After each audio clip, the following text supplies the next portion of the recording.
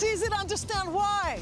I'm in the jewel of Greece, Santorini, and everywhere you look, there's evidence of the volcano that gives this island its unique character. Santorini, one of the most famous tourist attractions on the planet, sits precariously in the shadow of an active volcano.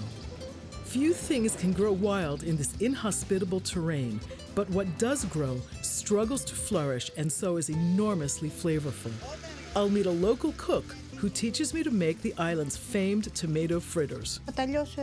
Ah, she puts them whole in here. I wouldn't have imagined that. I'll go scrambling up the rocky coast to pick wild capers. You're spending a lot of time. I know, well, I've never done this before. And use them in a smoky, seductive eggplant spread. And as a garnish over fava, a creamy puree of yellow split peas. I'll sip wines from grapes descended from ancient vines and use the caper's leaves and the island's famed Assyrtiko wine in a simple, elegant sea bass recipe. Have you ever tasted the flavors of a volcano? Join me on my Greek table as I explore the food and wine from one of Greece's most magical islands, Santorini. I was born in New York and visited Greece when I was 12. I fell in love with the place and my husband. I moved to Athens 25 years ago to cook and write about Greece's healthy foods and natural beauty. I'm Diane Kochilas. Yassas.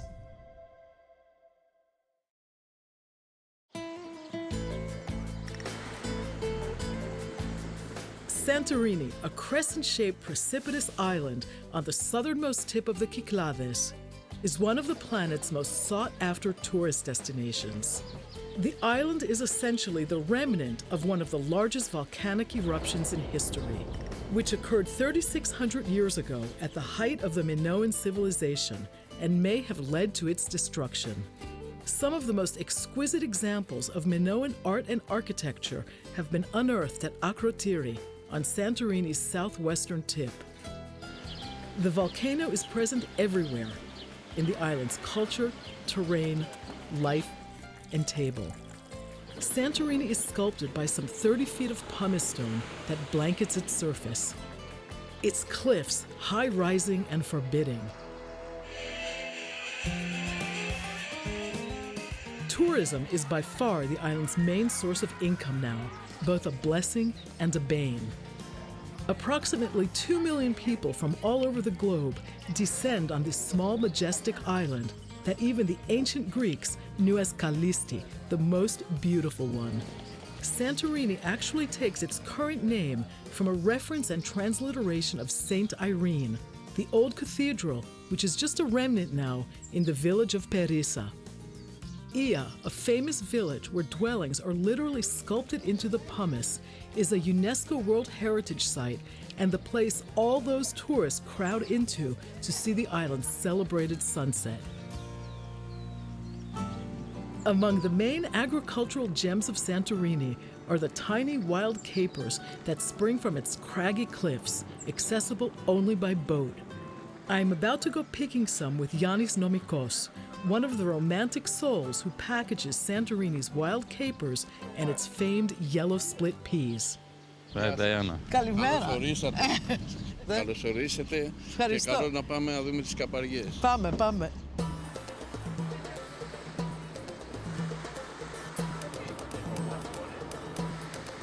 Είναι το βαρκάκι κάτω και βγαίνω έξω. Dimitri is telling me that he comes here with his own little boat. He stops in between these rocks. He gets off, he climbs up, collects the little berries, the leaves, whatever's in season at that particular moment. This is all volcanic soil. So the only thing that grows on a volcano, as Yanni just pointed out to me, are capers. Anything green you see pretty much is caper. They're totally pure and totally wild. I think someone's stealing our caper. Somebody's stealing your Yes. capers over there. There's a lot of caper. These are beautiful caper bushes right here.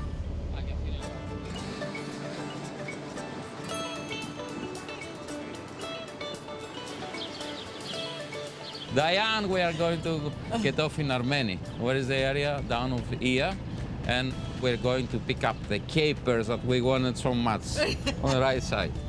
Okay.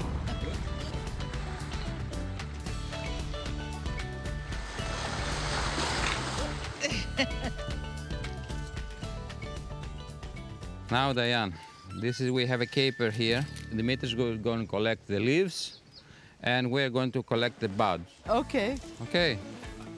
I offer you the flower of the caper. thank you. It looks like you've done this many times. You're very fast. I will pick up one for you. You can do it. Just squeeze it. Ah. This is the medicine of the nature. You can read how many This has a lo- benefits for your life is. And a lot of vitamin C, I Yes. think, right? Now Dimitri is picking up the capers. Everything for that is very useful. First, he pick up the leaves, and at the end, he will pick up the buds and the tips.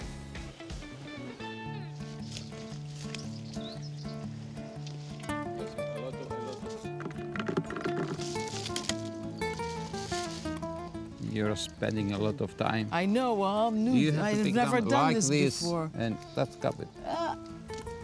This is actually difficult work. It's- You have to be a lot of patient. Don't think. This is a. Don't think, don't just think. meditate on the yes. capers, right? Usually when you buy Greek capers in the States, they're in a salt water brine, right? Stinalmi. Yes. The buds. The buds made only with salt, and the leaves is with the vinegar.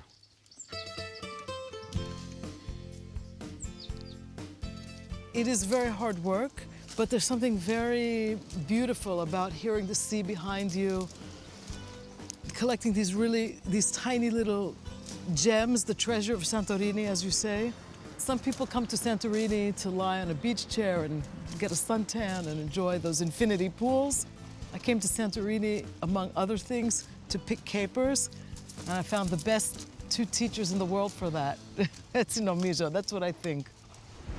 Santorini's wild capers, with their minerally tang and briny taste, the perfect marriage of the sea and volcano on which they grow, go into many of the island's recipes, both traditional and contemporary. Roasting my last eggplant here. When you roast the eggplant on an open flame like this, you get a really beautiful smoky flavor, and that's what we want. I'm making a roasted eggplant salad from Santorini. Where else? The way I like to clean the eggplant is open it up, try to butterfly it a bit. Just score this a little bit. That helps the pulp come out very easily. I want to get a little bit of olive oil in the bowl. Clean up my pulp here and dress this up Santorini style.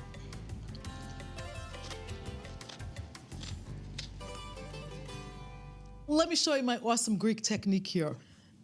Most people would be inclined to chop the eggplant first, but we put the eggplant pulp in here and chop it right in the bowl with a fork and knife.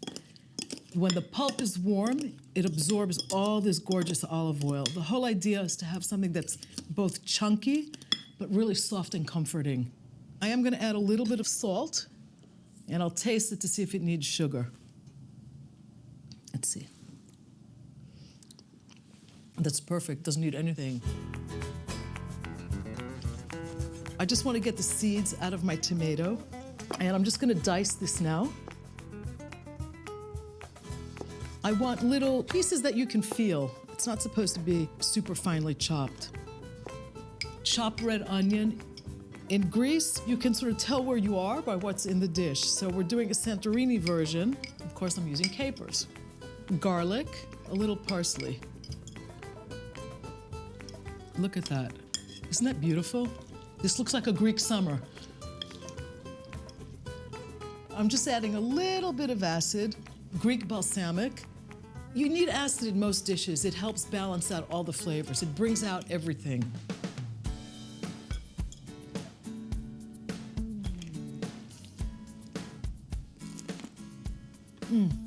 That is so good. It's really creamy from all the olive oil and the eggplant mixed together. It's got a really nice underlying pungency from the capers. This is a really great dish. Before Santorini was ever on the radar screen as one of the world's most popular tourist attractions, it was poor, and its inhabitants struggled to survive on a meager diet based on the few plants that can grow in this unique, dry, windy microclimate and volcanic soil. The yellow split pea, called fava in Greek, was and is one such plant, an ancient food of sustenance that has always been the staple crop of the island. It's just as important today as it was thousands of years ago.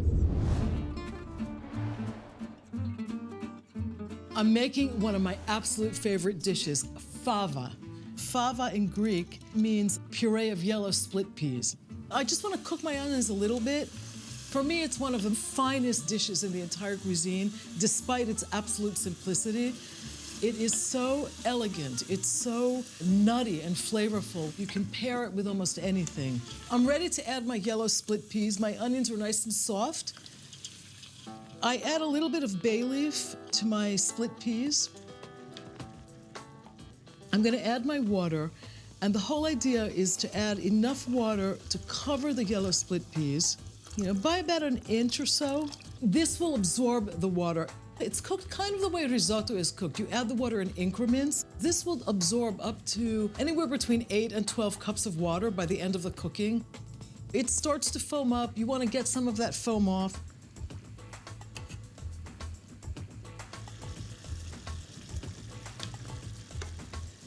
How do you know that this really simple dish is done? You want these pothole type bubbles on the surface of the fava, and you can see that's going on a little bit.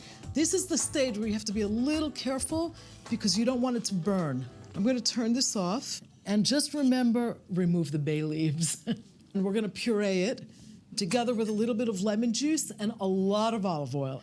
I use an immersion blender. If you don't have one, you can use a blender, you can use a food processor, it doesn't really matter. I'm going to strain a little bit of the lemon juice in here. We don't want the pits, obviously. What we want to end up with is something that's really, really smooth. I'm going to add olive oil now. A little bit of salt.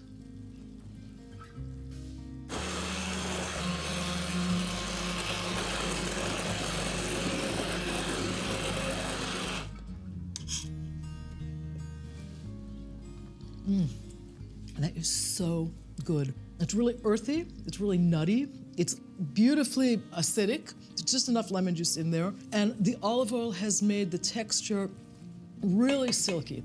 You can serve this hot, warm, at room temperature, or even cold. I like to cool it down by placing a towel over it. I'm gonna serve it with a Santorini-inspired fish dish, maybe the little assyrtiko and capers. The most endearing thing about the traditional dishes of Santorini is that the island's cooks developed a traditional local cuisine from just a few truly simple ingredients. One such ingredient is the tomato. Not just any tomato, but a small, ridged variety that grows with almost no water to become one of the most intensely flavored, sweet, aromatic tomatoes you can imagine. Νάτι, τώρα αυτή έχει δένει τα ντοματάκια. Ναι. I'm here at the home and farm of Kyria Margarita to learn the secrets of one of Santorini's other iconic dishes, a tomato fritter from one of the island's most renowned cooks. So the first thing that Kyria Margarita is doing is cutting the onions. That's amazing. I've never seen anyone cutting an onion like this. Very finely cut, very fast, with a very small knife. Για 1 κιλό αλεύρι. Και κάνουμε αυτό τώρα. She kneads the onion with this handful of sea salt, and that softens them up. That's the whole point here. The next thing is the tomatoes. Το βάζετε ολόκληρα. Εγώ θα τα λιώσω εδώ τώρα. She puts them whole in here. I wouldn't have imagined that. She's going to do the zucchini next. She takes out the seed bed because that has a lot of moisture. She doesn't want the final tomato fritter to be soft and soggy. Να κόψετε κι εσείς αυτό, θέλετε. Θα δοκιμάσω, δεν ξέρω. Έτσι. Ναι. Έχω φτάσει? Όχι ακόμα. I still have more to go, she's saying. That's amazing. She's going to cut the basil next. You know, she's lived her whole life on the island, and she's lived through the entire transformation of Santorini from a dirt-poor place to one of the wealthy, richest places in Greece because of all the tourism here. Παπα, αυτός ο βασιλικός είναι, δεν έχω ξαναμυρίσει τέτοιο πράγμα. Ναι, φρέσκο. This is salt cod that she has soaked in some water to get the salt out. This is black pepper. She's gonna add a little mint, and this is obviously mint that she's collected from her own garden.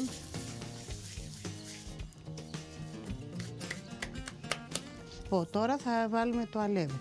She just added about a pound of flour to this. She just told me that the secret to making this dish is not to add any water. And remember, these tomatoes are what they call anidres, which means they grow with almost no water. So there's a lot of really intense flesh, but they're not very juicy.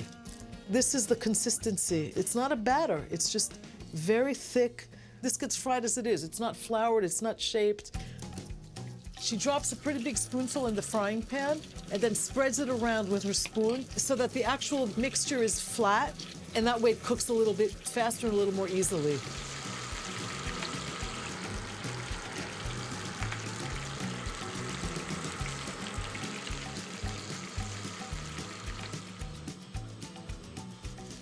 Papa. The best part about this, I can see it from now, is the whole tomato. Look at that. It's not at all greasy. It's really crunchy, crispy. And the cod, it gives it a certain, how can I put it, a certain tenderness. It's absolute Santorini. Να σας φιλήσω. Ευχαριστώ πολύ. Και εσείς. Of all the plants that have been part of Santorini's long history, none is as seductive as the vine. Santorini's vineyards are arguably the most unique in all of Greece. I'm here visiting native son Pairings Sigalas, who is one of the island's most passionate winemakers. We are standing in a vineyard that is 3,000 years old. Εδώ λοιπόν στη Σαντορίνη, τα αμπέλια δεν έχουν ημερομηνία γέννησης, αλλά ούτε ημερομηνία θανάτου. The island was never hit by phylloxera, the aphid blight that decimated vineyards all over Europe in the middle of the 19th century. That means its rootstock is original, a direct continuation of ancient vines. Είναι ένα κλάδεμα απόλυτα προσαρμοσμένο σε αυτές τις ακραίες συνθήκες που έχει το νησί. The vines are pruned into these baskets, with the grapes growing on the inside, which protects them from the winds that whip the island in the springtime, the extreme summer heat and aridity, and the chalky soil, which with the wind can become like a sandstorm and destroy the vines. Είναι γεμάτες, είναι σπογκώδεις, είναι γεμάτες τρύπες. And this helps the soil contain the moisture. And that's really important, otherwise nothing would be able to grow here. Besides the pumice stone, which aerates the soil and retains moisture, there is something else equally important in Santorini's singular terroir, lava rocks. Αυτές έχουν μεταλλικά στοιχεία και αυτές είναι που δίνουν το μεταλλικό χαρακτήρα του κρασιού της Σαντορίνη. That's the real flavor of the wine on this island. I can't wait to taste it. That's what I want to do now. I want to taste the wines with bodies.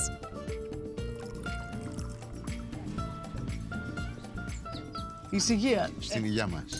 Γεια μας. Ευχαριστούμε πολύ. Καλώς Για ήρθατε. όλα. This pairs beautifully with the tomatoes, caper leaves, and eggplant. Explain that to me a little bit, because with all these different flavors, a difficult thing to pair wine with. Everything that is produced in Santorini, not only the wine, we're talking now about food, like the fava beans, like the cherry tomatoes, everything is, they're not being irrigated. So we receive very low yields, but very, very intense aromas like the Assyrtiko. Right.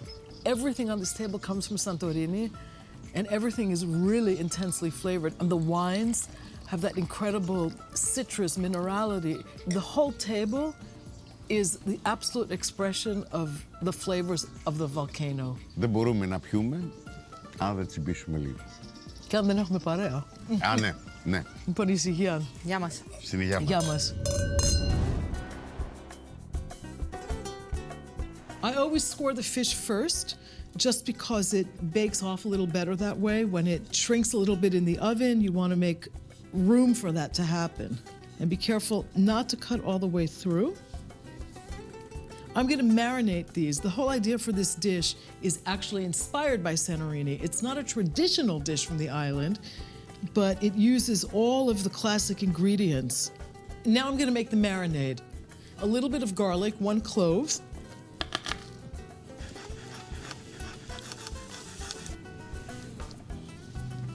A little bit of Greek mustard. We're going to add about 2/3 of a cup of Assyrtiko wine.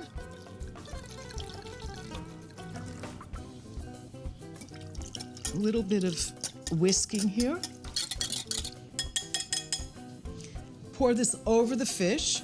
I'm gonna marinate this, not for very long, for maybe 20 minutes or so.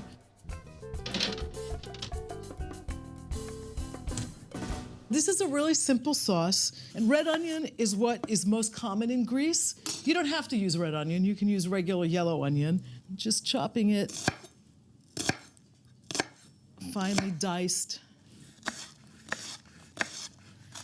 And I'm gonna cut my fennel next. Now, the fennel is not something that's necessarily traditional from the island of Santorini. I like to use it because it adds a certain undertone of sweetness to the whole dish. I'm just gonna add a little bit of olive oil. I'm gonna cook the sauce, not all the way through, because I'm gonna bake this and finish the fish in the oven over the tomato base. I do wanna get my garlic ready. Just chop that up.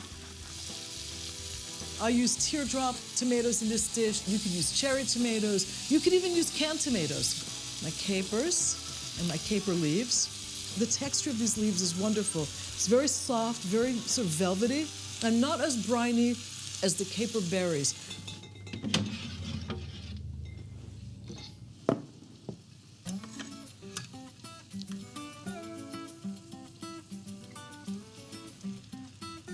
I'm gonna empty my marinade right over the fish. A little bit of thyme, a couple of sprigs, that's all you need. And a touch of lemon zest and some salt and pepper, and that's it.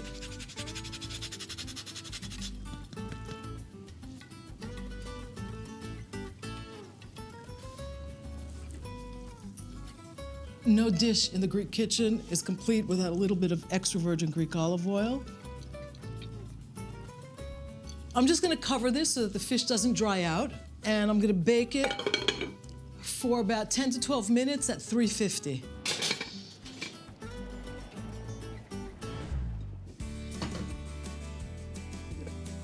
Wow, that smells great. And I'm gonna put a little bit of my fava on the bottom of this plate. And I'm gonna pick up a little bit of my fish.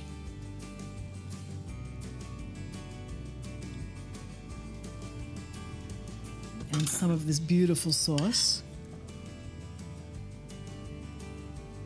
And let's see what it's gonna taste like. I wanna get a little bit of fava on the fork here.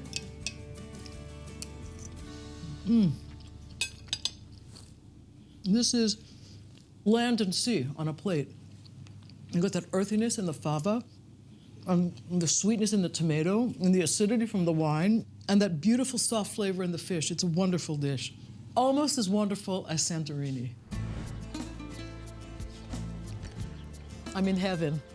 I'm on the rim of the volcano in Santorini, overlooking the sunset and sipping a glass of one of its most quintessential wines, the Vinsanto. This is a naturally sweet dessert wine made from the Assyrtiko grape. It's a perfect moment for me and a great way to create a great memory of this incredible island.